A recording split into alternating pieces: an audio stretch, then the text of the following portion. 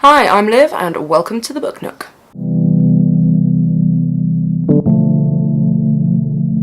Hey guys, so today I'm going to do my May Part 2 wrap-up, which is right, yes, that's right, so Part 2 of my May wrap-up, which is the books that I've read since the last wrap-up video, that's how this shit works, and what I'm currently reading or about to be reading. So I'm going to pick up with where I left off on the last one, where I had just started reading Orangeboy by Patrice Lawrence. Now you may remember I mentioned this one won the Waterstones Children's Book Prize in the YA category, and there's been a lot of talk about this one, and I actually really loved this one.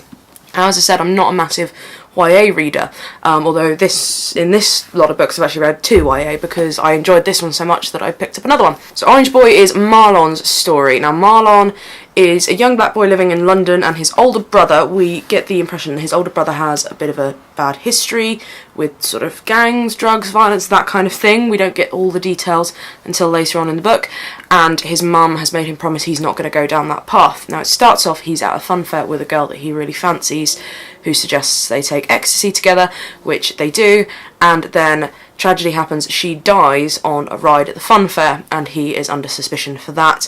But then this whole sprawling storyline kind of opens up about her connections, and somehow she's connected to his older brother, and there's this mysterious Mr. Orange, and it's really, really well crafted.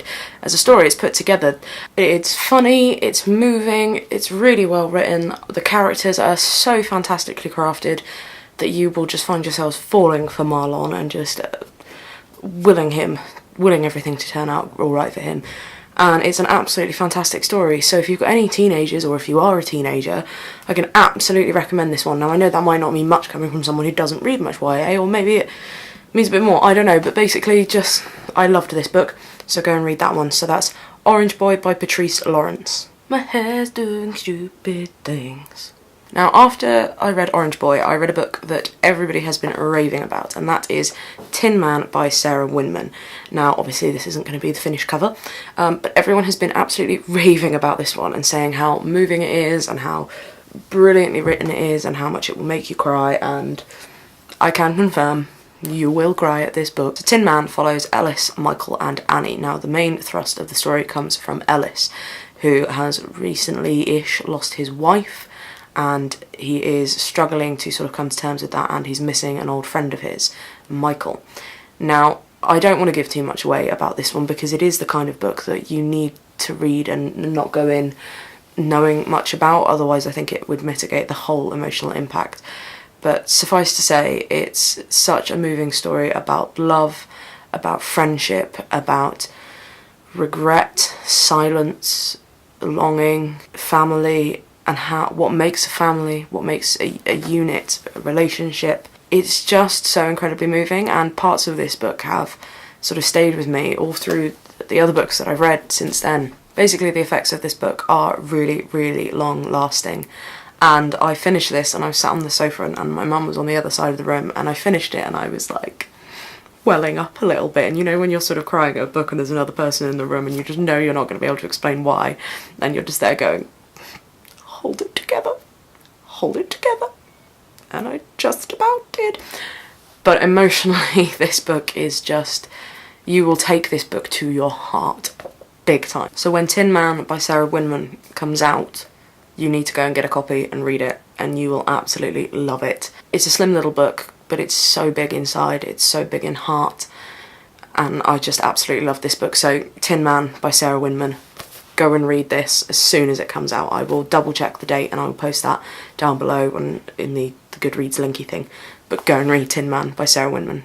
I promise you, you will love it. Next up, I read Harmless Like You by Rowan, Hisayo, Buchanan. Now, I was sent a copy of the hardback proof edition by the lovely guys at Scepter a while back, and I kept on meaning to get round to reading it, and I'm really annoyed at myself that I didn't get round to reading it sooner. I really, really loved this one. In terms of style and tone, it reminded me of Eileen by Tessa Moshfegh.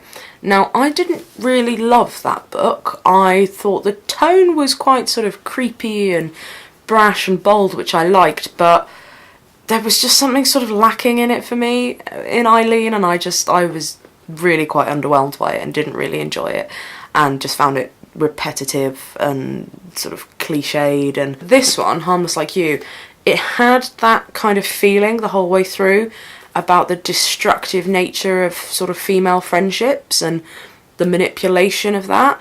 But because it's so concerned with sort of otherness and not having a place, that clichédness and the bits that I didn't like about Eileen weren't there. So it reminded me a little of a book I didn't like, but in the best possible way, because it had that slightly bristling tone. Now the first half of the book is a little bit slower to get going, and I think it really picks up the pace in the second half. But as a whole, I really enjoyed this one. And as I say, when it comes to sort of dealing with manipulation and friendship and otherness, it's absolutely incredible. So the story is basically about Yuki, who has moved to New York with her family because of her father's work from Japan, and she doesn't feel at home in New York, but she doesn't really remember Japan either. She's been in New York for so long that neither place feels like home. And her parents go back to Japan, so she arranges to stay with a friend, Odile, who she's met at school, and with Odile's mum and her mum's partner, Lou. And then from there it takes on this strange tone about Yuki is constantly trying to find a connection to New York and a connection to who she is. And the other thread that runs through it is, years later, her son, Jay, who his mother walked out on when he was 2 years old. So you know from the beginning that this same 16-year-old girl who is dealing with otherness and not knowing who she is and feeling disconnected from her parents and her parents' heritage, then has a child who never knows his mother. Young Yuki in these relationships and figuring out who she is, your heart breaks for her. And then you've got the other storyline of her son trying to find out who she is and the resentment around him, and you can see sort of similarity, and it's just wonderfully crafted. So as a book about otherness, belonging, being, family, this book is absolutely fantastic. As I say, debut novel, and I'm really excited to see what Rowan does next, because the style of this, it was just so, as I say, it was moody, it was atmospheric, all the good elements of Eileen. So if you enjoyed that one, I think you'll love this one, because it's just got all the good elements, but more. So I would really recommend Harmless Like You as a modern, contemporary, fresh new voice. Rowan Hisayo Buchanan is going to be one to watch out for, so I would recommend this one. Next up, I read another YA book. Now, I haven't hauled this one. I was naughty. I got this one and read it almost immediately. And that is Release by Patrick Ness. So I've never read any Patrick Ness before, and having read this, I don't know why, and I'm really annoyed at myself. Now, I will say about this one that, again, it's another one where there seems to be two different books. And the main story about Adam, I absolutely loved. Adam Thorne is a young guy growing up in a relatively quiet town in America, and his parents are very religious. His father is a preacher, his older brother is sort of this perfect child, and he is a young gay man coming to grips with his sexuality and who he is out of his family home and who he's expected to be, and his friendships, and it's just incredible. It really is fantastic. It's so moving, it's funny, but as I say, there are sort of two books in there, because the other thread is about this murdered girl who comes back as a ghost, but she's controlled by this spirit that lives in this lake, and then there's a fawn that... And there is a link, but it sort of links at the beginning, at the end, and the ending, the way they're linked together is quite nice, but I don't necessarily think... I kind of speed read through the bits that were the ghost, because by about halfway through I realised they weren't quite as relevant as I thought they were going to be at the beginning, if you get what I mean. So, as a whole, the book is really enjoyable. Adam's story is so superb, so moving, so brilliant, that I don't think all the ghosty stuff was really necessary, and I would have liked to have seen more of Adam. I would have liked a book this size that was just Adam, not any of the ghosty stuff, but I can absolutely recommend this one. As I say, I'd say for fans of Patrick Ness, because, you know, I am a fan of Patrick Ness now, and I'm going to read Knife of Never Letting Go very soon.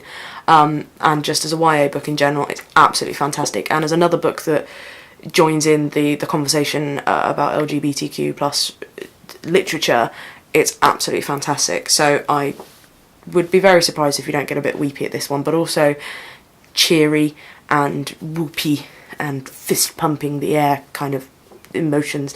It's absolutely fantastic, this one. So Release by Patrick Ness is one that I would definitely recommend you check out. Go do. Then I read I Hate the Internet by Jarett Kobek. Now, I'd heard a lot about this one when it came out in hardback, and it came into the shop in paperback and didn't even make it onto the shop floor because I bought it. So I Hate the Internet is basically a tale for modern times of a woman who is mildly famous because she's written some comic books in the past, and she dares to have an opinion, and that opinion is videoed and goes viral, and then things kind of escalate from there. It's a really cutting, seething look at modern society, and it's strange, the whole time I was reading it I really wanted to then go and sort of tweet passages from the book and put them on Instagram and sort of share the bits that I was enjoying, but a big thrust of the book is that every time you sort of tweet your outrage or get into a debate with somebody, all you're actually doing is giving money to advertisers, because that's how Twitter gets its revenue and all of this, and it's just an absolutely fascinating look that the whole time you're reading it I was like, oh, I really want to share this online, but no. But it plays with that kind of duality that we're all kind of having to face in this modern society now. There are so many of these social media norms and platforms that are so ubiquitous in modern life now that you fall into these traps of thinking that actually shouting into the ether and you know, getting outraged on Twitter actually makes a difference, when it doesn't. But then I do think it does, because it amplifies that conversation. But the whole point of this is you can't just do that. You can't just get angry on Twitter. You've got to do stuff as well.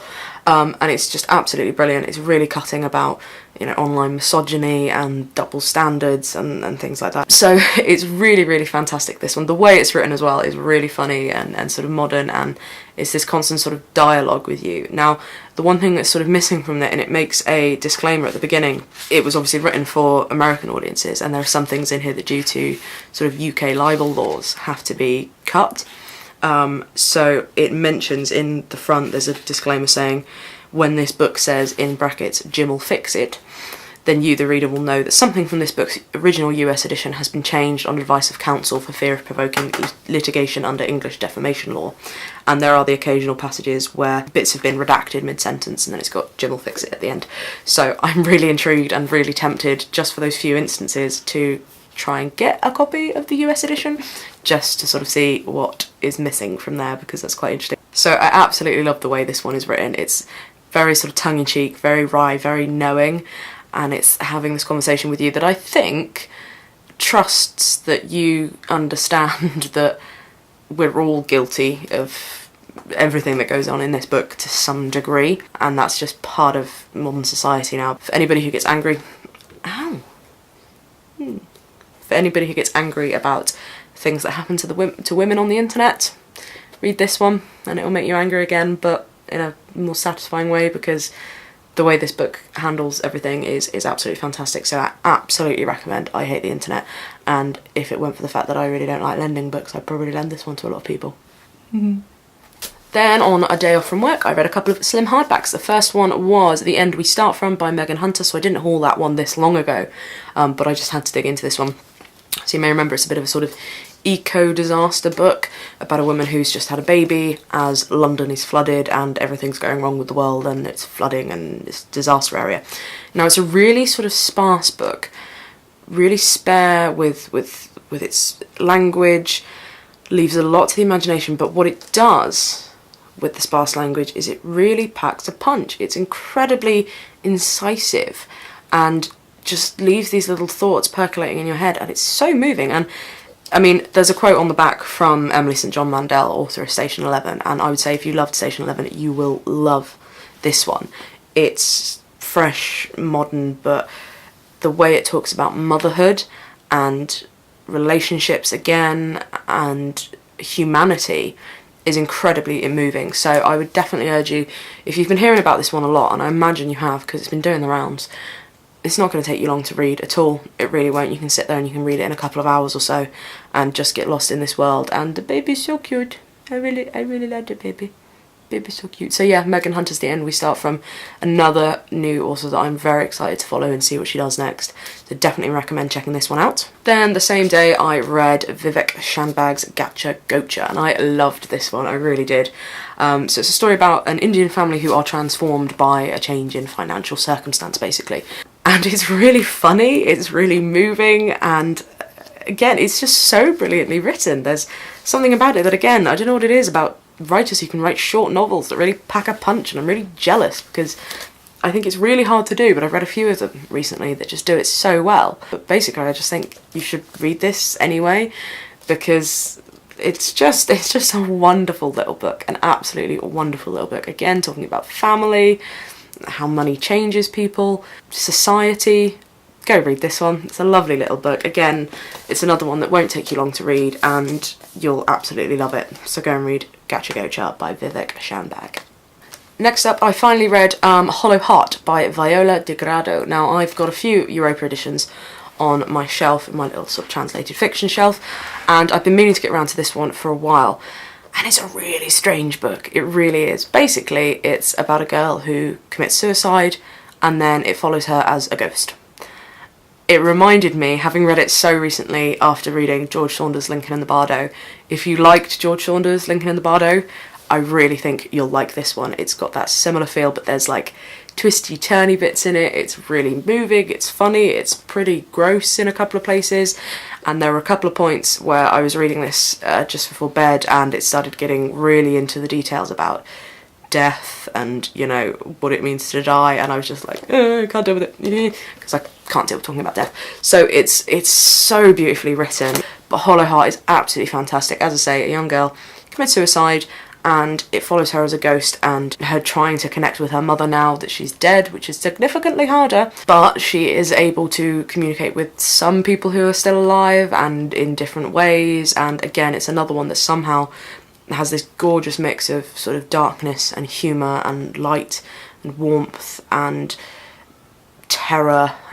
fears that we all have about dying and sort of what comes next. And it's just, I don't want to get into sort of too much as to what it says about suicide, because I haven't really sort of made up my mind as to what it sort of says about that, but as a novel, it's just so exquisitely written and so moving in a weird way, that I really, really recommend this one. Viola de Grado's Hollow Heart. Go and check this one out. Next up, I read Ellie Goldstone's Strange Heart Beating. Now this is another one that's a strange little novel.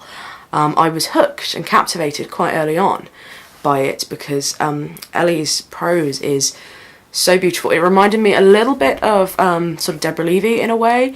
This sort of unapologetic, just straightforward but very intelligent prose, but it's not sort of overcomplicated and alienating. There's this very delicate balance that she strikes so well. So basically, Seb's wife Leda is killed in a park by a swan. And it's all about how he's struggling to deal with that and comes to terms with it. And then when he's making arrangements for sort of funeral and notifying people of her death, he realises he doesn't really know much about her family, so he tries to track her family, and he finds a cousin in Latvia, and he goes to Latvia to try and talk to this cousin and find out a bit more about the woman that he was married to before he was married to her. And then there are these letters written by Leda when she was younger that just hint at this really sort of sinister backstory that she was obviously sort of fleeing from, and it's so crafted all the way through. They're sort of interspersed throughout each other, and there's this slow burn of a reveal, but at the same time it's not much of a reveal because you kind of know early on what's gone on. That sinister feeling that you're pretty sure what happened all the way through, but not until it's confirmed are you entirely sure. That is what sort of keeps you turning the pages in this one, and you're constantly trying to work out, well, is Seb gonna find out? And it's just so beautifully crafted. But what I also like about it as well is that Seb isn't entirely likeable. He's a man who's just lost his wife, but sometimes he's a bit of a dick, and he's a bit kind of like, oh, dude. But that's what I love about this. I love it when a book can create unlikable characters that you still somehow like, and actually creates a character that you never directly meet in here that you love, and that you, even though you know Leda has a horrible ending and is dead, you want a happy ending for her. So I just thought this one was absolutely magical.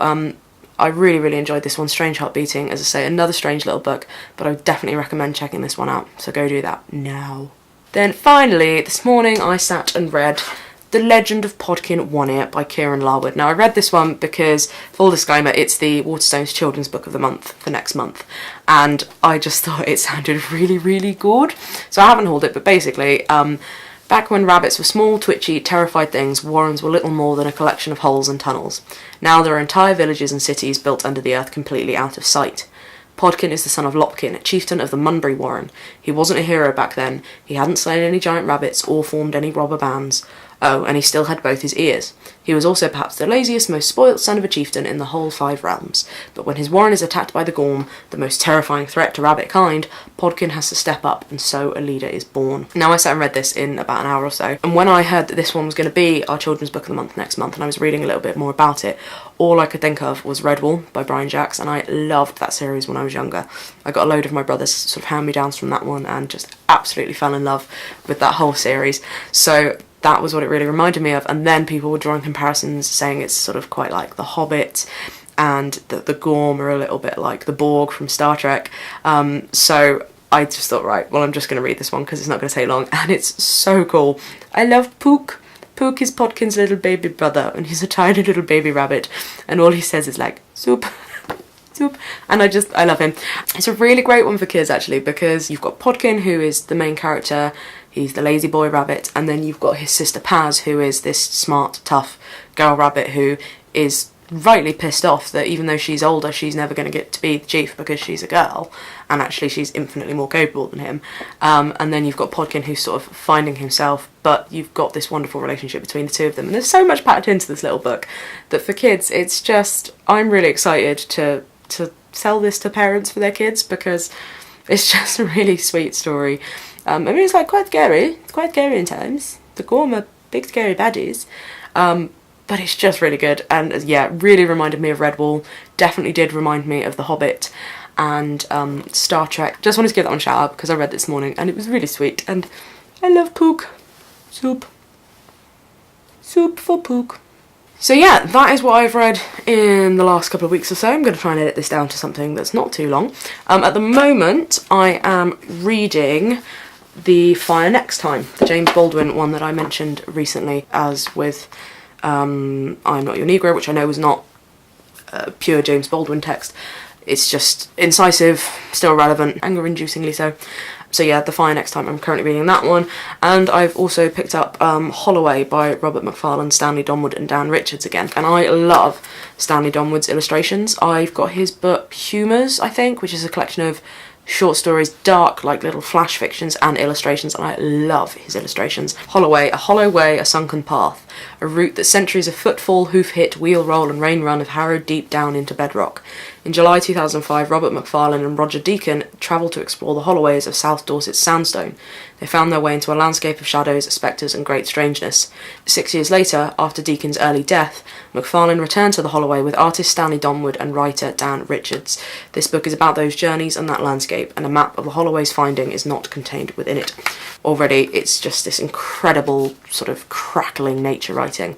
Again, tiny little slim books. I'm going to read those two, and then the one that I'm planning on reading next, because it's very rare at work that I will have read all 4 of the books of the month. It doesn't happen very often. So this month I've already read Hot Milk by Deborah Levy. I've just read The Legend of Potkin One Ear. Hillbilly Elegy, the non-fiction one, I probably won't read, but I might read snippets of.